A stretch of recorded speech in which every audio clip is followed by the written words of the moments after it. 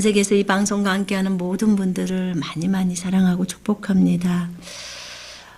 저희는 2주 정도를 이스라엘을 다녀왔습니다. 저번 주에도 이스라엘에서 영상을 좀 올려드렸는데 저희가 주님의 은혜로 잘 다녀왔고요. 여러분 기도해 주셔서 감사합니다. 방금 우리가 본 두 가지 화면들이 있었는데 그것은 가이샤라라는 곳에서 이스라엘의 가이샤라는 곳에서 바울이 이제 2년 정도를 감옥에 갇혀 있었잖아요. 그 이제 감옥을 찍었던 것이고요. 그 다음에 또 하나는 엔게디라는 곳에 요새가 있는데 다윗이 사울을 피해서 늘 도망 다닐 때 갔던 그런 동굴이 있습니다. 요새 지역이 있는데 그곳을 다녀오면서 마음에 참 감동이 있었습니다. 오늘 오전에 나눌 하나님의 말씀을 보십시다. 사도행전 23장을 보십시다.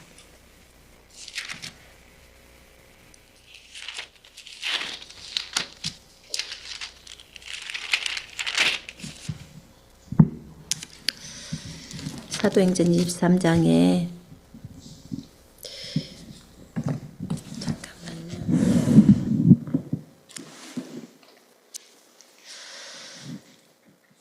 거기에 보면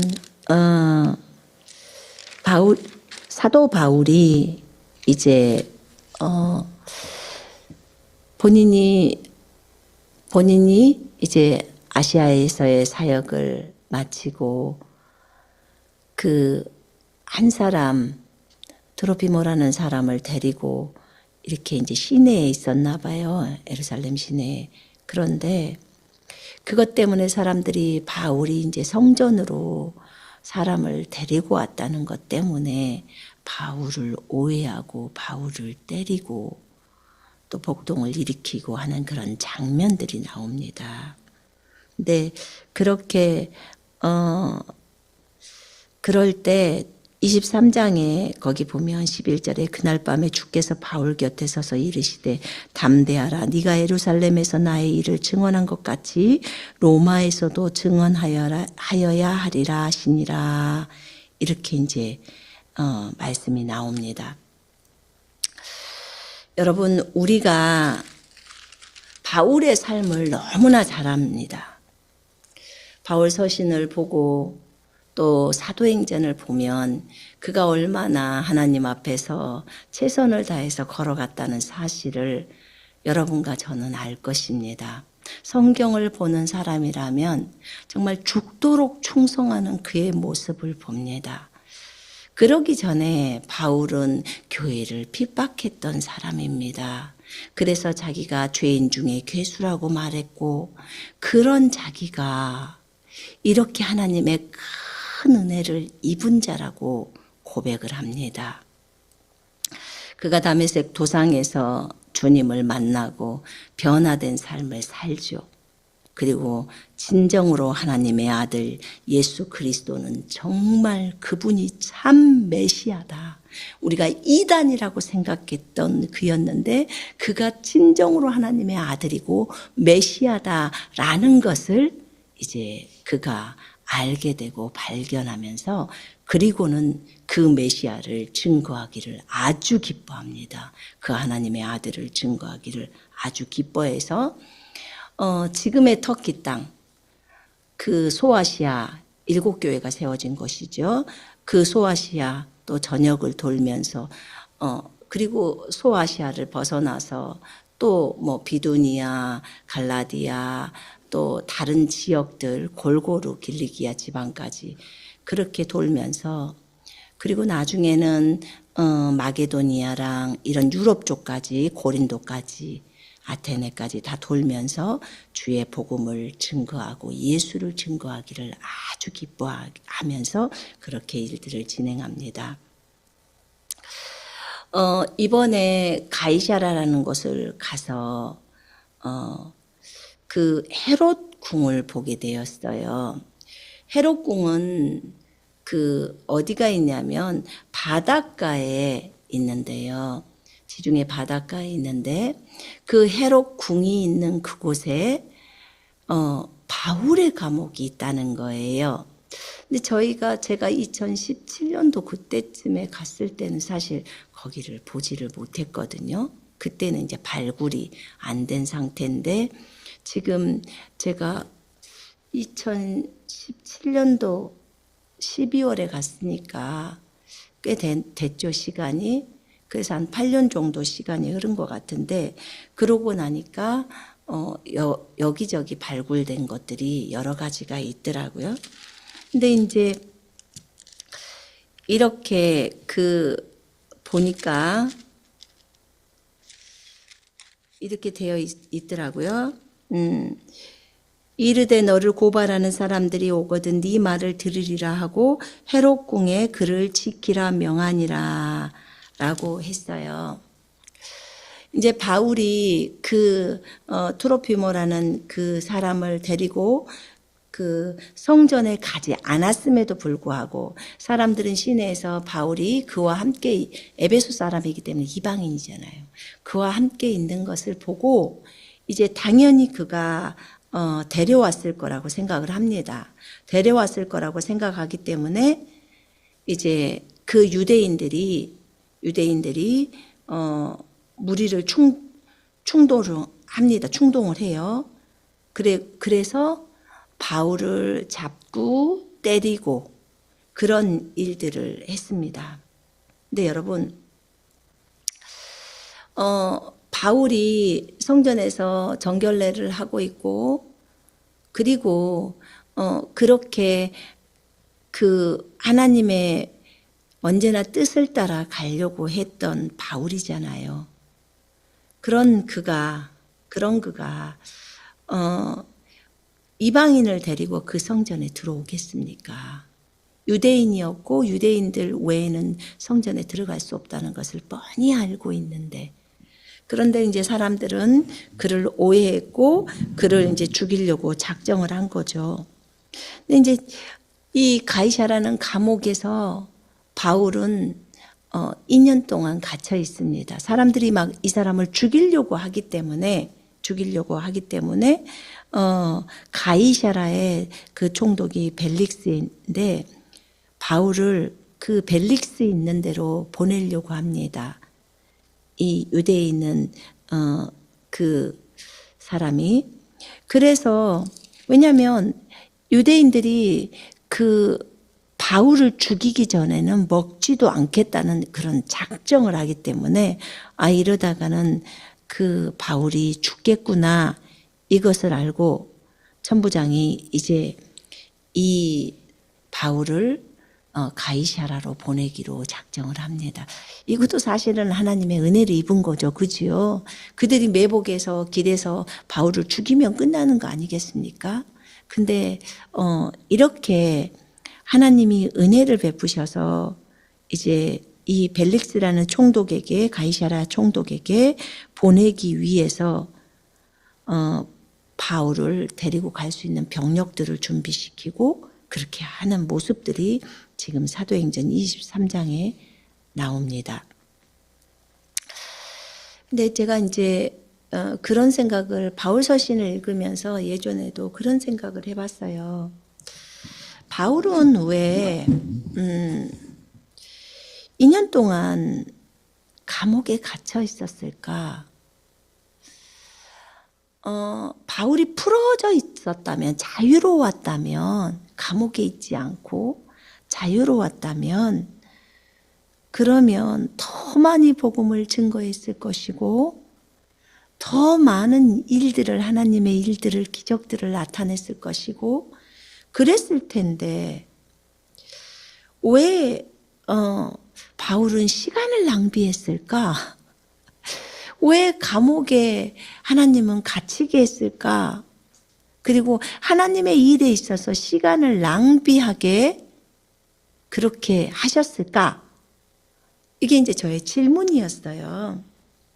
이제 제가 그 상태에서는 어린 마음에 바울이 밖에 있으면 더 많이 복음을 증거하고 예수 그리스도를 더 많이 증거하고 막 이런 일들이 있고 하나님의 나라가 더 많이 확장되어 있었을 텐데, 라는 이제 제 육신적인 시각이죠. 그리고 이제 그것이 나의 생각 속에서 그게 이제 낭비라고 생각을 되는 거예요. 시간 낭비를 하지 않았나 하는 그런 생각이 드는 거예요. 그리고 바울은 왜 가이사에게 상소를 해서 또 로마로 가서 갇히나. 그런 세월들이 지금 가이사라에서 2년이지 거기서 또 로마로 압송되어져서 로마에서 새 집을 얻어서 살 만큼 거기서 또 갇혀서 감금되어져서 그렇게 이제 삶을 또 살잖아요. 그러니까 그런 모습 속에서 자유가 훨씬 좋았겠다. 시간이 낭비된 것은 아닌가라는 이제 이런 생각들이 저에게 있었어요. 근데 오늘 저희가 이제 볼 것은 뭐였냐면 하나님의 온전하신 뜻이에요. 온전하신 뜻이 무엇일까? 우리는 육신적으로 생각할 때가 참 많아요. 그죠? 육신적으로 생각할 때가 참 많고 그 다음에 하나님의 그 깊은 뜻들을 생각하기보다는 그냥 눈에 보이는 대로 그렇게 생각할 때가 많이 있더라고요. 좀 더 하나님의 깊은 뜻을 살펴볼 필요가 있더라고요. 그냥 우리가 우리의 머리로 하나님의 그 뜻을 다 이해할 수 없거든요. 근데 이제 바울을 보면서 삶을 보면서 왜 그랬을까? 이게 이제 제가 궁금증이었어요. 왜냐하면 먼저 유대인들은 바울을 지금 때렸다고 했잖아요. 붙잡았어요. 그리고 성전 바깥으로 밀어냈어요. 그리고는 이제 바울을 때리기 시작하는 거예요. 죽이려고 하는 것이 아주 그 살인하고자 하는 그 마음이 가득 차 있는 모습들인 것 같았어요. 그러니까 그런 상태로 바울을 붙들고 때리고 하면서 이제 폭동이 일어난 거예요. 그래서 천부장이 보고 이제 뭐 쫓아간 거지요. 근데 이제 이것은 지금 예루살렘에서만 있었던 일이잖아요. 예루살렘에서. 근데 이렇게 바울을 폭행하고 이랬단 말이에요. 유대인들이 죽이려고 하는 거죠. 근데 1차적으로 하나님은 왜 바울에게 이것을 허락하셨을까? 하나님의 허락하심 없이는 우리 머리카락 하나도 떨어지지 않는다는 거 아시죠? 마태복음에 그러잖아요. 그래서 참새 2마리가 팔릴 때, 아사리온에 팔릴 때 내가 허락하지 않으면 그 참새 하나도 떨어뜨리지 않는다는 거죠. 그럼 하나님이 우리의 머리카락까지도 다 세신 바가 됐는데 우리의 인생 속에서 또는 우리가 보는 어떤 일들에 대한 관점에서 그때 하나님의 원하심, 하나님의 그 뜻은 무엇일까를 발견하는 게 굉장히 저는 중요하다고 생각합니다. 그래야 우리가 실수를 안 하게 되죠. 그죠? 그 다음에 하나님에 대한 오해가 없어야 하나님에 대한 절대적인 신뢰를 가지고 나아갈 수가 있잖아요.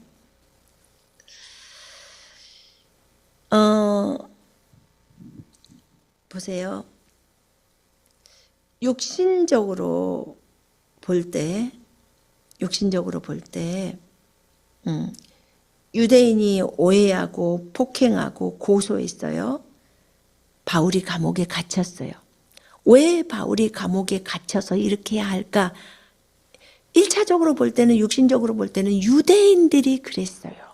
그죠? 유대인들이 그랬어요. 자, 예수님이요. 십자가에서 죽임을 당하셨어요. 그러면 1차적으로는 유대인들이 유대인들이 예수님을 죽이려고 작정을 하고 그를 고소했어요. 맞나요? 네, 맞아요. 유대인들이 그렇게 했어요.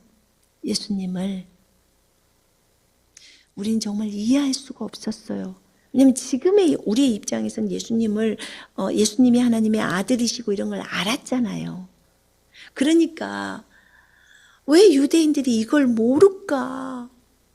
라고 할 수 있지만 그들은 여호와 하나님 외에는 어떤 신도 하나님이라고 인정을 안 하고 있었던 거예요. 그러니까 여호와 하나님께서 사람의 모습으로 이 땅에 오셔서 우리 인류를 대신하여 십자가에서 죄 때문에 우리 죄 문제를 해결하려고 죽어야 하는 제물로 드려져야 하는 이 깊은 진리를 몰랐던 거예요. 그랬던 거죠. 자, 1차적으로는 유대인이 바울을 폭행하고 그 다음에 고소했고 그래서 바울이 감옥에 갇혔어요. 예수님도 1차적으로는 유대인들이 예수님을 시기 질투로 빌라도에게 내어준 거예요. 죽이라고. 물론 가룟 유다가 팔았어요. 그것도 성경을 이루기 위함이라는 것이 나오지요. 자, 이렇게 1차적으로는 유대인들이 이렇게 했어요. 그래서 감옥에 갇힌 거예요, 바울도. 근데 두 번째, 2차적으로 볼 때, 그럼 영적으로 좀 봐보자는 거예요. 그러면 영적으로 볼 때도 그러니까 마귀의 입장에서 볼 때, 마귀는 예수님을 죽이게 하려고 유대인을 선동해서 예수님을 십자가에서 죽게 하죠. 그죠? 예. 마귀가 예수님을 죽이려고 하는 거예요. 예수님을 죽여야 예수님의 사역이 없어지고 그 다음에 하나님의 아들이신 예수님을 알고 있어요. 그렇기 때문에 예수님을 죽이면 하나님의 아들이 없어지니까 이 세상에는 하나님의 아들이 없앨 수 있다고 생각하기 때문에 아들이 더 이상 없다고 생각하기 때문에 예수님을 십자가에서 죽인 거예요. 자, 바울을 한번 보십시다. 예수님과 바울을 비교하면서 제가 설명을 합니다. 바울도 감옥에 갇히면서 그렇게 시간을 낭비했다고 생각했던 저의 생각이 이제 이 생각이 잘못되었던 것에 대해서 설명을 하려고 하는 거예요.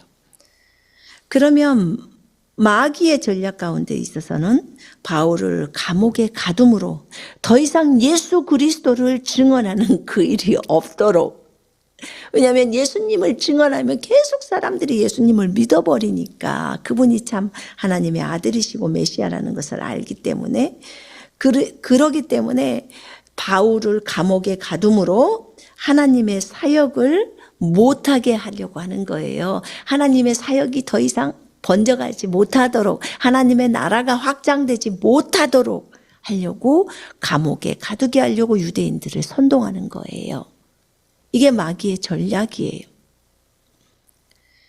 그렇다면 하나님께서는 왜 바울을 감옥에 가두는 것을 허락하셨을까?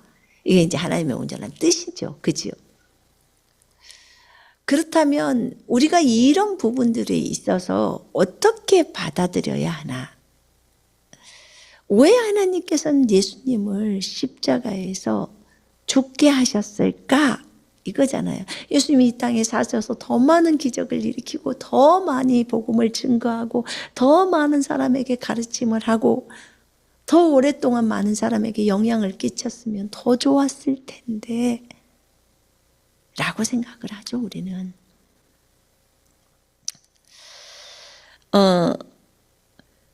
예수님은요, 진짜 십자가에서 달리시고 죽으셨던 예수님이, 제가 성경의 요한복음 18장 11절을 딱 보니까 아버지께서 주신 잔을 내가 마시지 않겠느냐라고 베드로에게 예수님이 말씀합니다. 사람들이 예수님을 죽이려고 왔어요.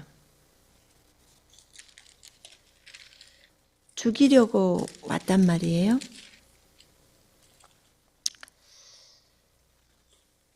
그때 예수님은 이렇게 말씀하세요. 이는 아버지께서 내게 주신 자 중에서 하나도 잃지 아니하였사옵나이다 하신 말씀을 응하게 하려고 하셨다. 이렇게 나와요. 너희가 나를 찾거든 나만 붙들어 가라. 그리고 여기 있는 사람은 다 보내줘라. 왜냐하면 아버지께서 자기에게 주신 자 중에 하나도 잃지 않게 하려고, 가룟 유다 외에는 하나도 잃지 않게 하려고 하셨다는 그 말씀을 응하게 하려고 그렇게 말씀을 하신 거예요. 그러면서 베드로가 칼을 꺼내서 말고의 길을 잘라버리니까 예수님께서 베드로에게 칼집에다가 칼을 꽂아라. 아버지께서 나에게 주신 그 잔을 내가 마시지 아니하겠느냐, 이렇게 말씀합니다. 내가 지금 12군단이나 더 되는 천사를 아버지께 구해서 오게 할 수 없다고 생각하느냐? 충분히 오게 할 수 있어. 그런데 그렇게 하면 나에 대해서 말씀하신 그 말씀이 어떻게 이루어지겠냐? 내가 너희들을 위해서 너희의 죄 때문에 너희들을 살리려고 죽어야 하는데, 그럼 이 말씀을 이루어야 하는데, 그러면 내가 어떻게 하겠어? 당연히 이 말씀을 이루기 위해서 기꺼이 십자가를 져야지 라는 의도가 들어있는 거예요. 이 말씀 속에. 아버지께서 주신 잔이라는 거예요. 그럼 예수님이 받아들이는 그 생각은 아주 건전한 거예요. 하나님 아버지께서 이것을 허락하신 거예요. 십자가의 죽음을 허락하신 거예요. 우리를 살리려고 하신 그 이유 때문에. 십자가에서 예수님은 죽으셨어요. 인류를 구원하기 위해서.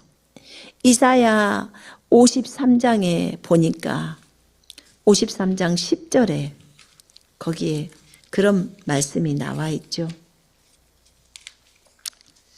제가 보겠습니다. 읽을게요. 여호와께서 그에게 상함을 받게 하시기를 원하사 질고를 당하게 하셨은즉 그의 영혼을 속건 제물로 드리기에 이르면 그가 씨를 보게 되리니 그가 후손을 보게 되리니 그의 날은 길 것이요 또 그의 손으로 여호와께서 기뻐하시는 뜻을 성취하리로다. 아멘. 결국은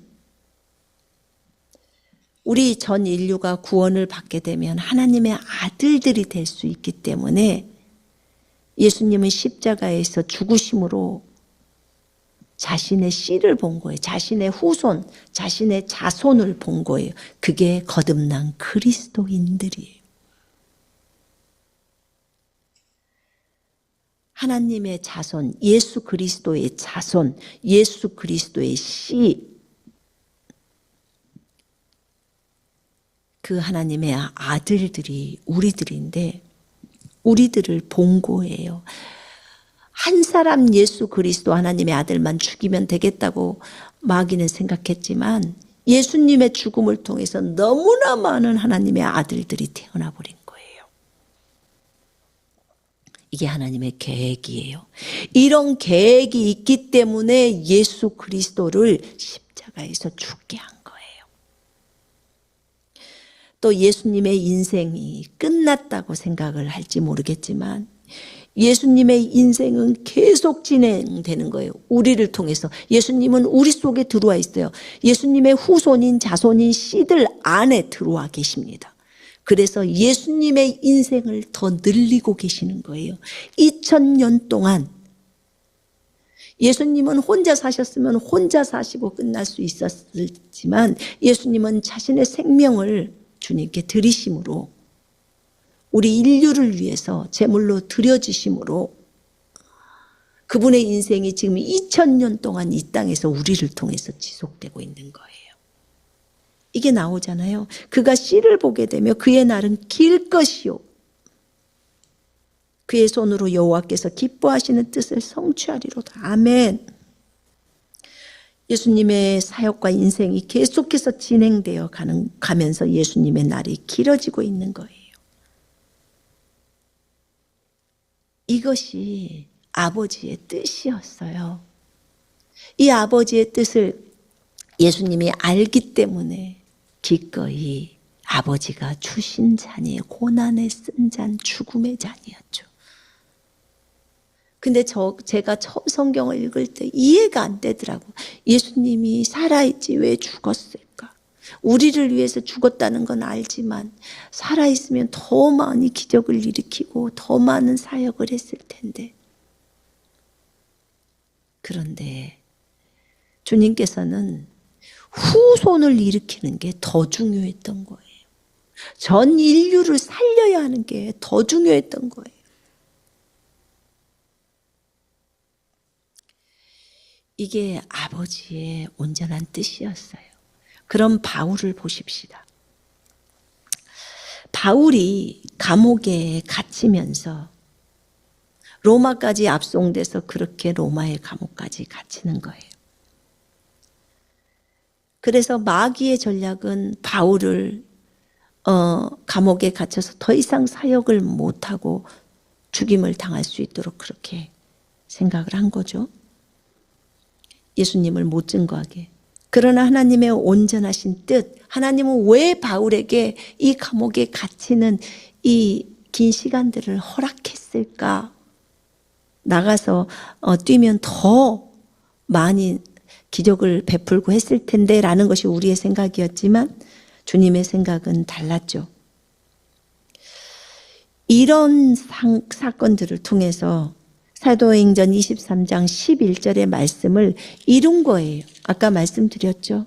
담대해라. 네가 예루살렘에서 나의 일을 증언한 것 같이 로마에서도 증언하여야 하리라 하시니라. 로마에서도 예수님의 증인으로 서야 하는 거예요. 누구 앞에서? 왕 앞에서. 그 높은 위정자 앞에서 서서 예수님이 누구신지를 증거해야 한다는 거예요.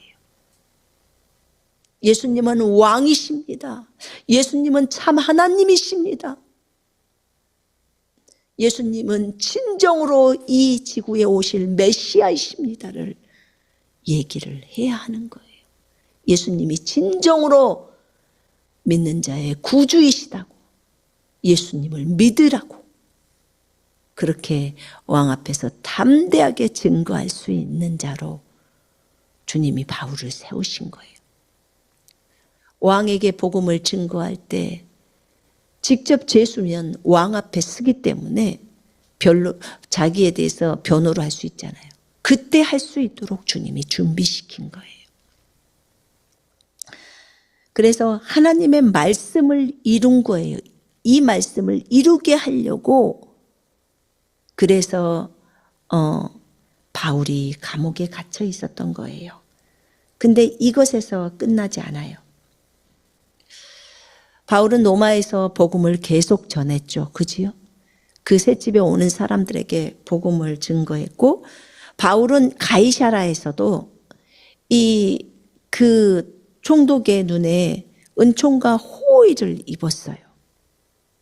은총과 호의를 입어서 그곳에서도 그 다른 사람들이 도움을 받을 수 있도록 도와주는 것을 할 수 있도록 그렇게 했어요. 그래서 이것 또한 사실은 은혜 아닌가요? 은혜죠. 은혜예요.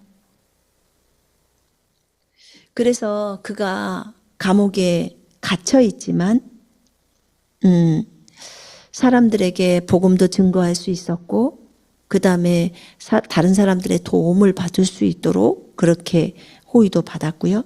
무엇보다도 중요한 게 바울이 감옥에 있었을 때 로마에 가서 로마까지 압송되어져서 예수님을 왕 앞에서 증언해야 되는 것도 있었지만, 그래서 그 말씀을 이루는 것도 있었지만요. 바울은 감옥에서 성경을 썼어요. 옥중서신이라고 들어보셨죠? 여러분, 빌립보서, 갈라디아서 얼마나 귀한 서신들이에요. 골로새서 다 옥중서신들이에요. 근데 이 성경을 바울이 감옥에서 썼습니다. 바울이 계속해서 돌아다니면서 그렇게 서신서를 쓰기가 쉽지 않잖아요. 감옥에서 시간이 있으면서 편지를 써서 이곳 저곳 본인이 사역했던 그런 곳에 보내고 그곳 교회에 그 서신서가 도착하면 그 서신서를 읽으면서 그들이 든든하게 세워집니다. 말씀 앞에 든든하게 세워져요. 그리고 후대에 지금 그 시대 때에도 그 사람들에게 강력한 영향력을 줍니다. 그 편지가 강력한 영향력을 줘요. 그래서 그들이 강하고 담대하게 씁니다. 그 편지들을 보면서.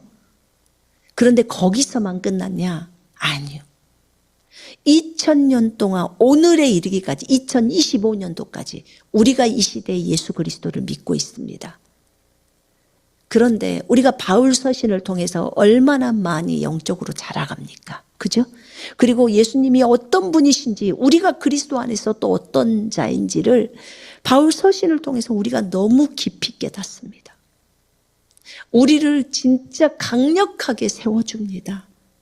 바울을 통해서 쓰신 하나님의 말씀이. 여러분, 그걸 보시면 바울은 성경을 감옥에서 썼어요. 그리고 그 성경을 보고 있는 지금 현재 우리들까지 2000년에 걸쳐서 강력하게 영향을 줬어요. 믿음 안에 굳건하게 설 수 있도록 한 거예요. 그러면 바울이 나가서 복음을 전한 것도 영향이 있었지만 서신서를 통해서 성경을 통해서 영향을 준 사람은 바울이 살아있을 때 감옥 밖에서 전한 것보다도 훨씬 더 감옥 안에서 서신서를 통해서 영향을 준 사람이 훨씬 더 많다는 거예요. 이 2000년 동안 바울이 준 영향력이. 그러면 성경을 쓰는 것은 너무 중요하잖아요. 그죠? 바울이 13권의 책을 썼어요. 그 성경 안에 있는. 그러니 얼마나 많은 영향력을 줄 수 있습니까? 정말 많이 줬죠. 이것을 생각해 본다면 바울이 감옥에 있어서 성경을 씀으로 인해서 더 많은 사람들에게 영향력을 베풀 수 있었던 것이 그것이 아버지의 온전한 뜻이었구나를 발견하는 거예요. 우리 때로는 그러잖아요. 왜 침례인 요한은 이렇게 일찍 죽었을까? 30년 동안 주님 오실 길을 예비하는 자로 준비되었다가 겨우 정말 3년도 안 되는 그 사역을 하고 그냥 죽었을까? 그렇게 하려고 광야에서 준비되었을까? 생각할 수 있어요. 근데 그뿐만 아니라 또 왜 죽음은 그렇게 비참하게 여자아이가 말한 것 때문에 그렇게 참수를 당했을까? 왜 그랬을까? 내가 주님이 이해가 안 되네. 이렇게 주님의 종인데 우리는 이런 말 하거든요. 근데 주님이 저에게 가르쳐줬던 것들은 그런 거였어요. 그의 죽음이 네 생각에는 비참하느냐? 그러셨어요. 네, 비참합니다. 제가 볼 땐 참 비참해 보였어요. 이제 과거에 제가 주님께 들었을 때. 그러면 주님께서 그때 저에게 이렇게 말했어요. 하나님이 종을 쓸 때 하나님이 원하시는 그릇으로 쓴다. 그 일을 해내기 위해서 내가 기름을 붓고 은사와 능력을 주는 거야. 그리고 너는 요만큼만 쓰임을 딱 받고 와야 한다 라는 것을 내가 결정한다. 근데 내가 성경에 적어놓지 않았니? 여자에게서 난 사람 중에, 선지자 중에 요한보다, 침례인 요한보다 큰 자는 없다고 했다. 그럼 가장 크다는 거죠. 그죠? 왜 그 말을 중요시 여기지 않느냐? 너희들이 보는 관점과 내가 보는 관점이 달라. 하나님의 관점이 맞는 거죠. 그지요? 예, 맞습니다. 하나님의 관점이 맞아요. 너희가 볼 때는 그 여자아이 손에서 요한이 죽었다. 그런데 너 그거 아느냐? 그가 순교를 한 거야. 나를 위해서.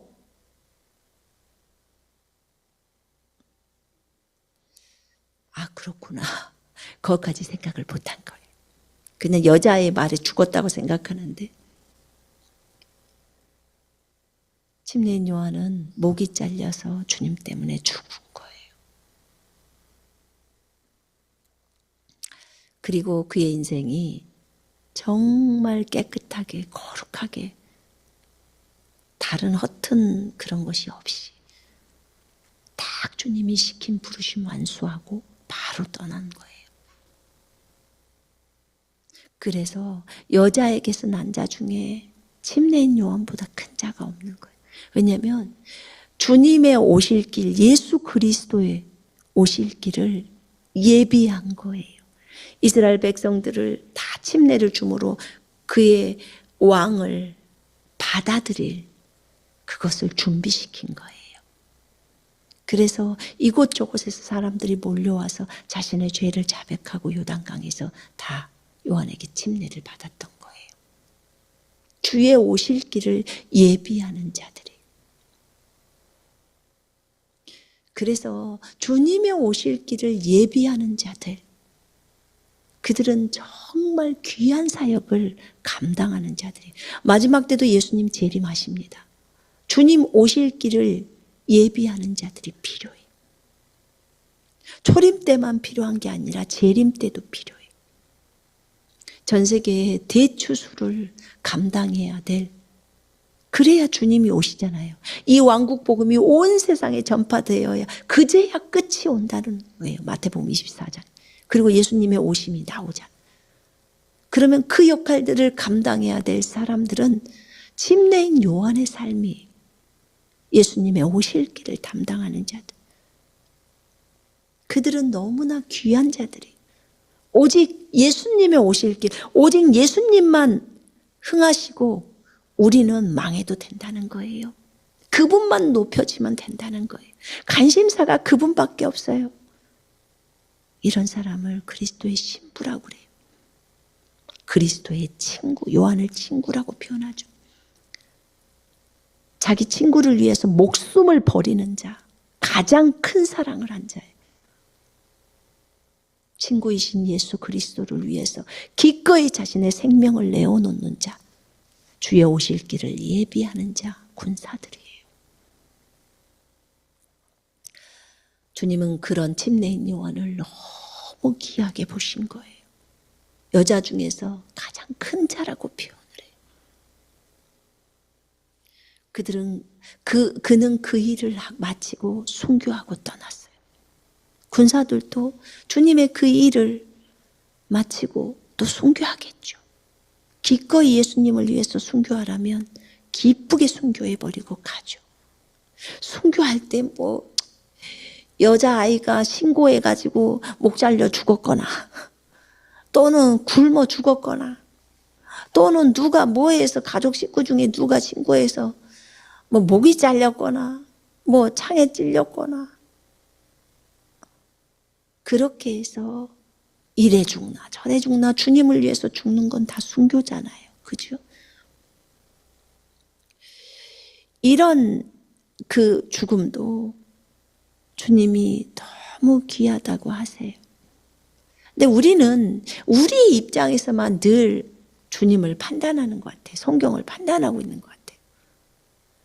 주님의 온전하신 뜻은 무엇이었을까? 주님이 이렇게 하실 때는 분명히 이유가 있으실 텐데 그분은 하시는 모든 일이 선하시고 의로우신데 이 귀한 종들이 이렇게 갈 수 있도록 허락하신 데는 이유가 있었을 텐데 그 이유가 무엇이었을까? 그거는 다른 사람을 더 많이 유익하게 하기 위함이잖아요. 그지요? 우리가 잘 알죠. 그분이 하시는 행위가 사랑이라는 것을 알기 때문에 그분에 대한 신뢰가 있어야 되지 않을까요? 이렇게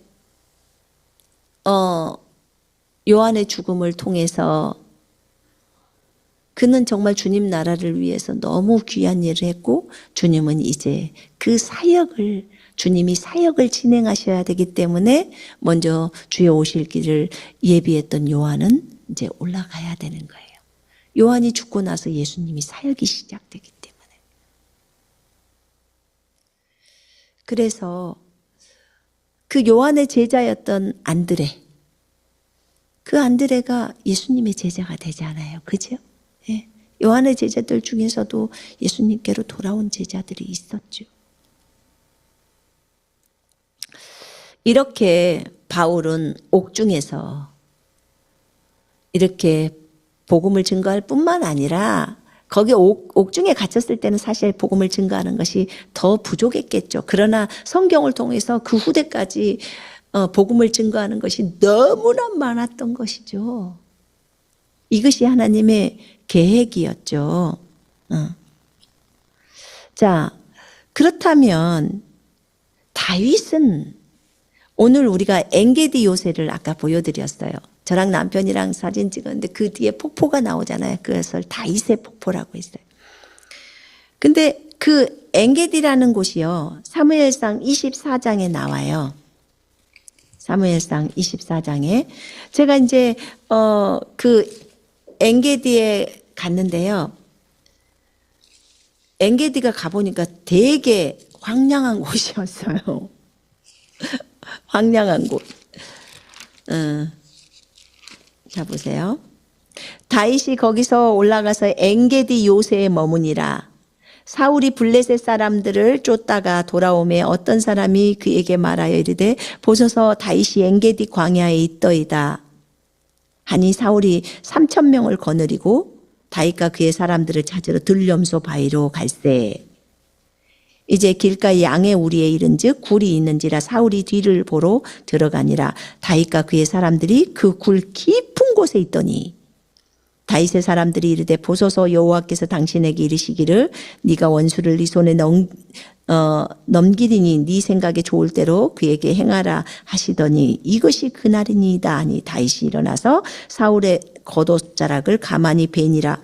그리한 후에 사울의 옷자락을 뱀으로 말미암아 다윗의 마음이 찔려 자기 사람들에게 이르되 내가 손을 들어 여호와의 기름 부음을 받은 내 주를 치는 것은 여호와께서 금하시는 것이니 그는 여호와의 기름 부음을 받은 자가 됨이니라 하고 다윗이 이 말로 자기 사람들을 금하여 사울을 해하지 못하게 아니라 못하게 하는 거예요. 해하지 말라고. 저는 이 성경 말씀을 보면서 아니 그냥 다윗이 사울을 죽이지 계속해서 쫓아다니고 이렇게 3,000명이나 되는 군사를 데리고 장인이 사기를 죽이겠다고 쫓아다니는 거예요. 근데 다윗은 자기가 사울을 죽이지 않으면 자기가 죽임을 당하는 상황에 있는 거거든요. 도망자의 신세잖아요. 얼마나 많이 힘들겠습니까? 이런 상황이더라고요. 제가 엔게디라는 곳을 가보니까 엔게디에서 보니까 위에 꼭대기 정도에 올라가서 보니까 앞에 사해바다가 보여요. 사해바다가 보이고 사해바다 그 끝은 또 요르단이에요. 근데 그쪽에 있는데요. 석회암으로 구성되어 있어요. 그래서 하얀 가루 있잖아요. 석회. 우리 여기 터키도 석회가 많잖아요. 물 마실 때. 근데 석회암 지대의 높은 산악 지역이에요. 그래서 아주 거칠고 황량하고 이제 굴들이 많고 이런 곳이었어요. 근데 이게 엥게디라는 것이 게디가 뭐냐면 들염소예요. 염소. 그 뿔이 있는 염소인데 저희가 여러 마리를 그때 봤는데 저희를 인도해 준 그 선생님 말씀은 그곳에 와서도 게디 한 마리를 보지 못하고 가는 사람이 아주 많대요. 그런데 저희는 게디를 한 7, 8마리는 본 것 같아요. 게디가 염소인데 들염소인데 저기 위에서부터 그 밑으로 내려오더라고요. 새끼도 오고. 그런데요, 처음에 올라갈 때는 제가 중간에 나 못 올라가요. 그랬어요. 너무 힘든 거예요. 산을 타고 올라가야 되니까. 제가 처음 딱 볼 때는 광야예요. 완전히 황량한 광야. 그냥 석회암으로 이루어졌으니까 바위만 보이죠. 그리고 그 주변에 이제 에셀나무가 심어져 있더라고요. 그리고 가시가 있어. 예수님이 쓰셨던 가시관 있죠. 그 가시나무가 또 거기에 있더라고요. 근데 나무가 막 우거지거나 무성하거나 그러질 않았어요. 처음에 그냥 황량하잖아요. 보통 광야를 가보면 그런데 거기에 이제 나무들이 좀 있는 거예요. 아래에서 볼 때는. 근데 조금 가다 보니까 물이 있는 거예요. 물이. 어떻게 이 광야 같은 곳에 물이 있을 수 있지? 라고 했는데 거기서 사람들이 짜박짜박 노는 거예요. 이제 엥게디에 놀러로 온다는 거예요. 나 이해가 안 가서 그 석회에 있는 데서 뭘 놀아? 그랬더니 거기에 물이 있어서 애들이 있더라고요. 제가 너무 놀랐어요. 거기까지 이제 올라가서. 그럼 나는 여기 있을래. 더 이상은 안 갈래. 그랬어요. 그랬는데 저기 위에 가서 그 광경을 좀 봐야 한대요. 그래서 저희 남편은 손선미는 운동을 좀 해야 돼 이러면서 이제 저를 데리고 가는데 위에 올라가죠. 올라가는데 계속 올라가니까 언제까지 가야 할까? 그리고 이제 한참 만에 올라가다 보니까 어머 거기서 한번 뒤돌아보세요. 뒤를 돌아보니까 사해바다가 보이는데 너무 아름다운 거예요. 근데 이곳에 다윗이 있었던 거예요. 다윗이 여기를 누비고 다녔던 곳이에요. 와, 그렇구나. 그러니까 이제 조금은 더 기쁘잖아요. 그죠? 근데 힘든 거예요. 일단 산을 올라가니까. 근데 올라가다가 이렇게 그 집이 굉장히 지푸라기가 많은 어떤 그런 물길이 있더라고요. 아니 제가 보면서 이런 천혜의 요새인 거예요. 물이 있는 것 자체가. 거기를 통과를 하니까 세상에 아까 그 사진에 보셨죠? 폭포가 쏟아져 내려오는 거예요. 제가 놀란 거예요. 아니 이럴 수가. 어떻게 이런 엥게디라는 곳에 이런 곳이 있지? 이런 광야 같은 이런 황량한 곳에 이런 곳이 있지? 라고 생각을 했을 때 갑자기 제 마음에서 얼마나 다윗에게 이것이 큰 위로였을까. 이런 엥게디에 물샘이 있는 거예요. 그러니까 어디로부터 그 위로부터 물이 흘러오는데 폭포가 그렇게 내려오는 거예요.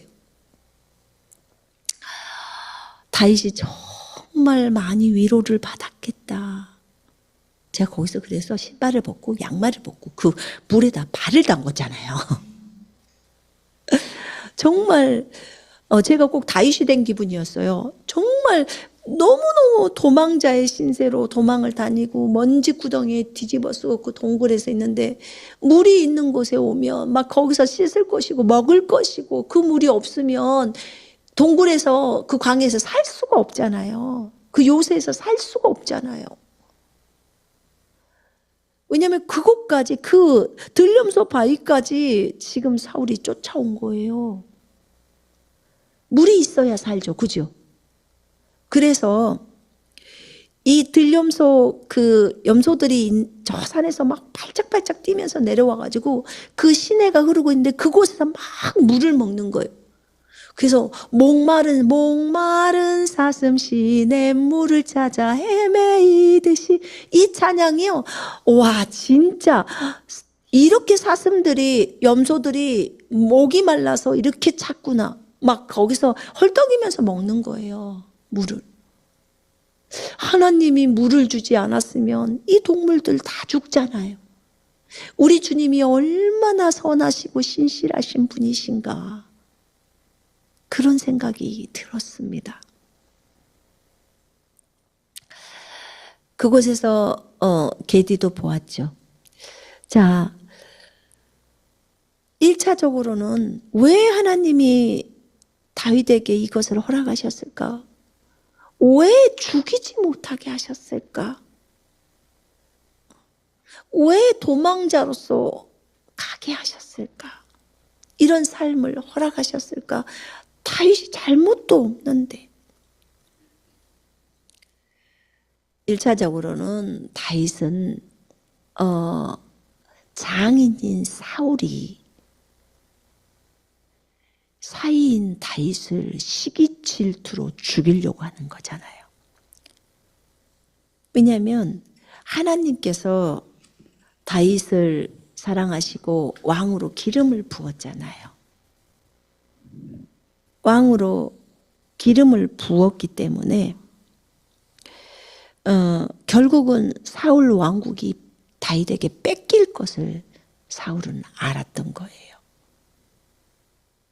자기 아들 요나단도 다윗을 너무 좋아하고 네가 나보다도 더 앞서 있다고 사울이 요나단이 얘기를 했기 때문에 다윗에게, 그래서 사울 왕국을 빼앗길 것을 알기 때문에 그렇게 사울이 그렇게 다윗을 죽이려고 했던 거예요. 죽여버리면 그 왕국이 자기 왕국이 없어지지 않고 유지될 거라고 생각해서. 영적인 입장에서, 마귀의 입장에서는 다윗을 왕위에 세워서 쭉 진행을 하려는 하나님의 계획을 다 없애버리려고 사울에게 그런 마음들을 마귀가 주지요. 그래서 사울을 충동질해서 다윗을 죽이게 만들죠. 사울에게 악령이 왔어요. 근데 주로부터 온 악령이라고 성경은 적어져 있어요. 주님이 허락하셨다, 지금 그 말이에요. 하나님의 계획을 무산하려고 하죠. 왜냐하면 결국은 나중에 사무엘하랑 보면 다윗을 통해서 예수 그리스도가 나오시잖아요. 그죠? 다윗의 왕국이, 다윗의 보좌에 사람들이 계속 이어지고, 그리고 결국은 메시아 그리스도 예수께서 다윗을 통해서 나오신다고. 그러니까 그런 계획들이 다 없애려는 것이 마귀의 전략이죠. 그러나 하나님은 그 계획을 반드시 이루시죠. 그죠? 그래서 사울에게 악령을 허용하셨고 다윗을 공격하는 것들이 허용이 된 거예요. 아까 그랬잖아요. 주님의 허락 없이는 머리카락 하나도 떨어지지 않는다고. 누군가가 여러분을 계속 죽이겠다고 달려드는 것이, 이거는 하나님의 허락 없이는 안 되는 거예요. 분명히 머리카락 하나도 떨어지지 않는다고 했기 때문에. 근데 특별히 여기서 볼 때 사울이 누구예요? 다윗의 장인이에요. 장인. 그런데다 다윗의 주였어요. 주. 그죠? 그런 역할을 하고 있었어요. 그가 왕이었기 때문에. 그러면 주님의 온전하신 뜻은 무엇이었을까? 주님은 다윗을 훈련하기를 원하셨어요. 여러분 아시죠? 열왕기를 읽어보면요, 왕들을 다 얘기할 때 이 왕은 다윗과 같지 않았다. 이 왕은 다윗처럼 정직하고 올바르게 걸었다. 다윗이 표준인 것 마냥, 왕의 표준인 것 마냥 그를 내세웠어요. 그런 다윗이, 표준으로 삼으셨던 그런 다윗이 자기 장인을 죽여봐요. 표준이 될 수 있을까요? 장인이 죽이겠다고 쫓아 달려오는데 하나님은 다윗을 보호하실 계획을 갖고 있는 거예요. 그러면서 뭐라고 하냐면 여호와의 기름 부음 받은 자를 손대지 말라는 거예요. 여호와의 기름 부음 받은 자를 치면 안 된다고 하면서 사울의 겉옷자락만 잘라도 마음에 찔림이 오는 거예요. 마음에 심하게 딱 찔러주는 거예요. 그거 하지 마라고 하는 거예요. 내가 기름을 부은 자야. 건드리지 마. 지금 그 얘기예요. 그 찔림을 주었다는 거예요. 그럼 주님 저는 어떻게 해요? 저 사람이 나를 죽이려고 군사를 3,000명이나 데려왔는데 그럼 내가 죽어요. 내가 저 사람을 죽이지 않으면 저 사람이 나를 죽여요. 다윗이 이렇게 울부짖을 수 있잖아요. 그러니까 시편에서 주님 앞에 부르짖잖아요. 하나님이여 내 생명을 살려주옵소서. 이렇게 구해요. 근데 하나님은 선으로 악을 이기게 만들려고 하는 거예요. 선으로 악을 이기게. 다윗을 그렇게 사용하시는 거예요. 그래서 그 밑에 부하들한테 죽이지 마라. 부하들은 오늘 죽여야 합니다. 아니야. 여호와의 기름 부음 받은 자야. 그러니까 죽이지 마. 내 손으로 죽이는 건 절대 안 돼. 그가 전쟁에 나가서 죽던 뭐 어떻게 다른 사람한테 어떻게 하든 내 손으로 죽이는 건 안 할 거야. 그럼 도망자로 계속 살겠다는 거예요. 하나님께서 나에게 이것을 갚아주신다는 거죠. 그래서 얘기를 합니다. 사울에게. 사울 왕이요. 내가 굴에서 당신을 죽일 수 있었지만 제가 죽이지 않았나이다. 왜냐하면 여호와의 기름 부음 받은 자이기 때문에 그렇습니다. 여호와께서 사울 왕과 나 사이를 판단하시기를 원하십니다. 여호와께서 보복하실 것입니다. 잘못되었으면 내 손으로 왕을 해하지 않겠습니다. 그러면서 그런즉 여호와께서 재판장이 되어 나와 왕 사이에 심판하시사 나의 사정을 살펴 억울함을 풀어주시고 나를 왕의 손에서 건지시기를 원하나이다. 이렇게 말해요. 여호와께 자신의 생명조차를 맡겨버리는 거예요.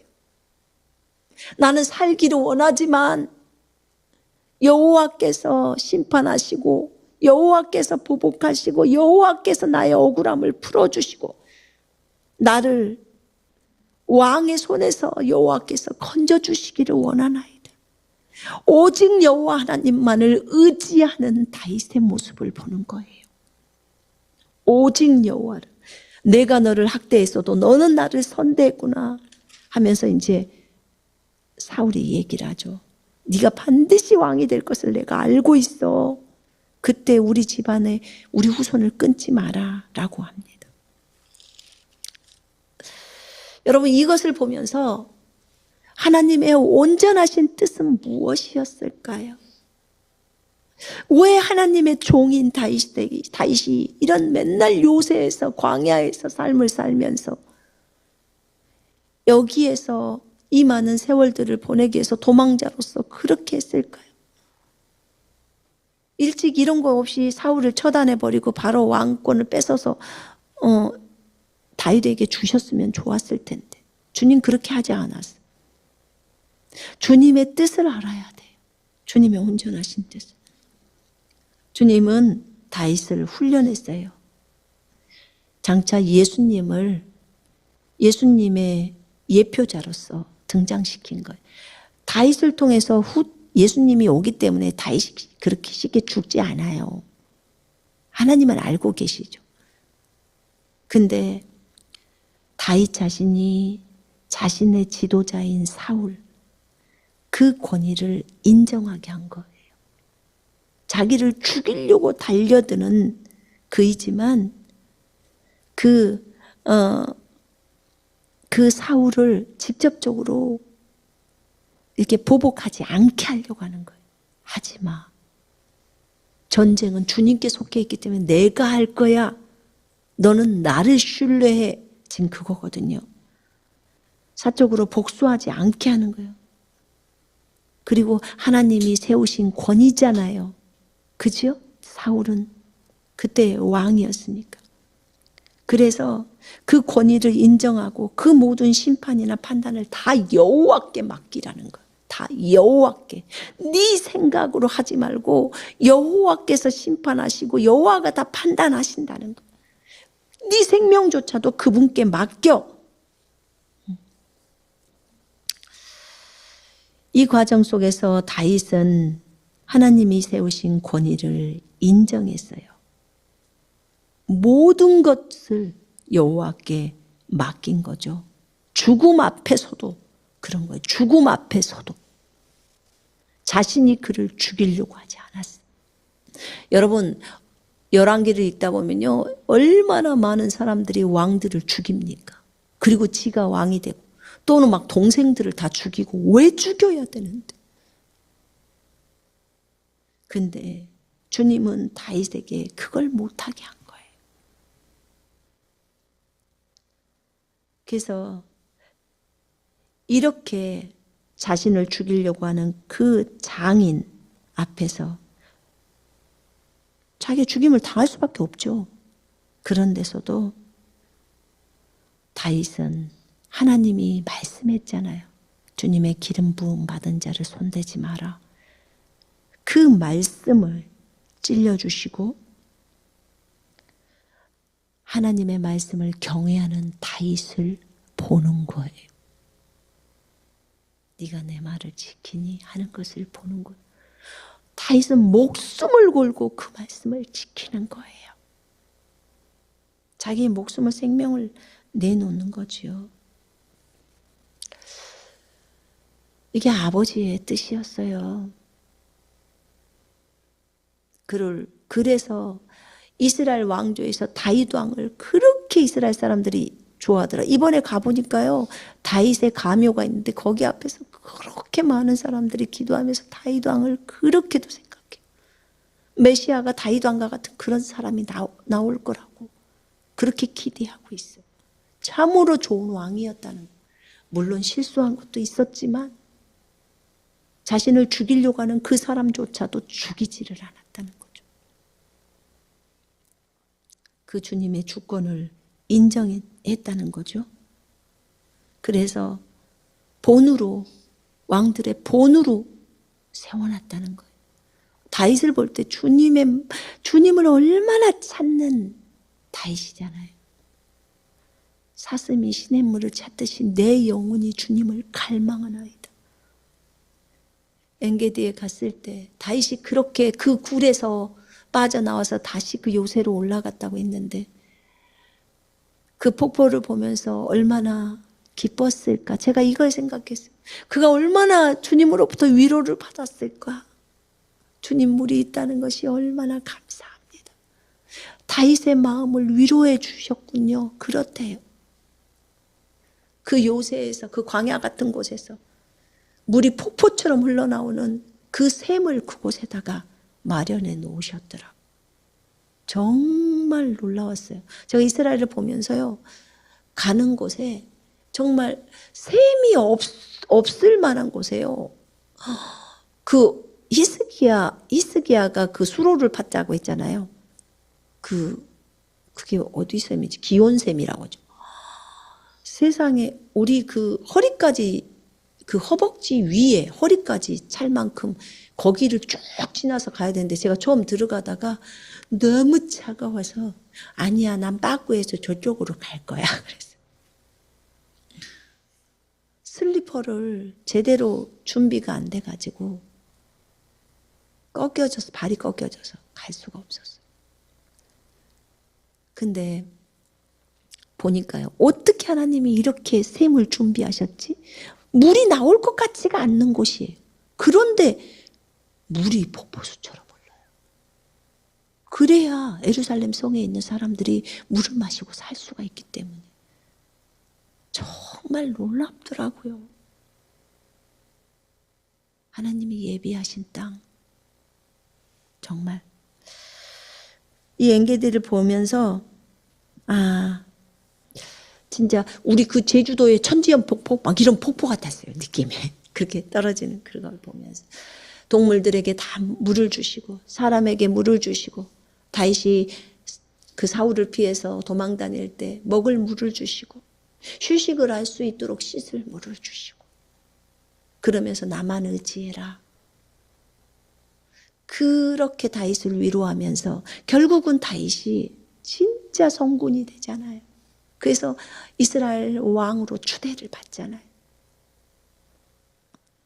그런 아름다움, 예수님을 예표하는 그 모습. 그러려고 다윗에게 이렇게 하셨더라. 우리가 오늘 예수님에게 십자가의 죽음에 대한 것, 또 왜 바울은 감옥에 그렇게 시간을 보냈을까? 왜 그렇게 허락하셨을까? 감옥에 갇히는 것을. 왜 예수님은 십자가에서 죽음을 그렇게 허락하셨을까? 왜 엔게디 광야에서 이렇게 마음에 찔림을 줘서 주님의 기름 부음 받은 자를 손대지 말라고 하면서 주님은 왜 이렇게 다윗에게 하셨을까? 다 하나님의 온전하신 뜻이 있었던 거예요. 나중을 위해서, 많은 사람을 위해서. 하나님의 계획은 너무나 선하시고 너무나 의로우십니다. 아멘. 우리가 어떤 상황을 보더라도, 어떤 상황이 닥쳐와도요, 우리가 인간적인 관점은 가지지 맙시다. 버립시다. 그래서 모든 일에 있어서 주님의 온전하신 뜻이 이루어지기를 원하는 우리가 되었으면 좋겠습니다. 네. 여러분의 삶 속에서, 또 여러분의 사역 속에서, 여러분의 주님과 동행하는 인생 속에서, 또 세상들을 바라보면서도 하나님의 온전하신 뜻들이 이루어지기를 기도하고 구하며 그렇게 걷는 여러분과 제가 되기를 원합니다. 기도하겠습니다.